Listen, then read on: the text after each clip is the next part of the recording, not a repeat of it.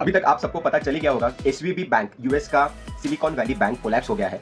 Basically SVB bank करता क्या है और ये कोलैप्स क्यों हो गया, ये बहुत ही इजी टर्मिनोलॉजी से हम लोग समझने की कोशिश करेंगे। एसवीबी बैंक का काम है कि स्टार्टअप्स को फंड देना। तो एसवीबी बैंक स्टार्टअप्स को लोन देता है, वीसीज को लोन देता है जो अल्टीमेटली स्टार्टअप्स को ही लोन देते हैं। और ये जो स्टार्टअप्स जो लोन लेते हैं उनके पास जब भी पैसा आ जाता है और उनको कोई पैसा डिपॉजिट करना होता है तो भी वो एसवीबी बैंक में डिपॉजिट करते हैं। तो ये एसवीबी बैंक का काम है। अभी प्रॉब्लम क्या हो गया, एसवीबी बैंक ने जो अपना बहुत सारा इन्वेस्टमेंट है वो अराउंड इन्वेस्टमेंट का 77% of the chunk held to maturity bonds में इन्वेस्ट कर दिया। तो held to maturity bonds US treasury bonds है, सेफ बॉन्ड्स है, तो उसमें इन्वेस्ट कर दिया। बट अभी प्रॉब्लम क्या हो गया, फेड ने कोविड के बाद इन्फ्लेशन कम करने के लिए अपने इंटरेस्ट रेट धीरे धीरे बढ़ा दिए।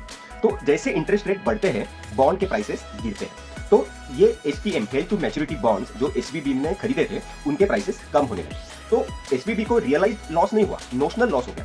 तो नोशनल लॉस मतलब अनरियलाइज लॉस। तो ये लॉस होने के कारण मार्केट में सेंटिमेंट बन गया कि ये एसवीबी बैंक खतरे में है, ये अभी प्रॉब्लम में है। तो बहुत सारे डिपॉजिटर्स एसवीबी बैंक के पास अपना पैसा निकालने के लिए चले गए। और कोई भी बैंक के पास अगर बहुत सारे डिपॉजिटर्स एक साथ अपना पैसा मांगने के लिए जाएंगे तो वो बैंक कोलैप्स ही हो जाएगा। और यही कुछ एसवीबी बैंक के साथ हो गया है। तो ये बैंक अभी कोलैप्स है और इसमें बहुत सारे स्टार्टअप्स का पैसा, आई थिंक इंडियन स्टार्टअप्स का पैसा भी ये बैंक में फंसा हुआ है। तो ये आगे देखना होगा कि इसका इंडियन इकोनॉमी और वर्ल्ड इकोनॉमी पे क्या इंपैक्ट होता है।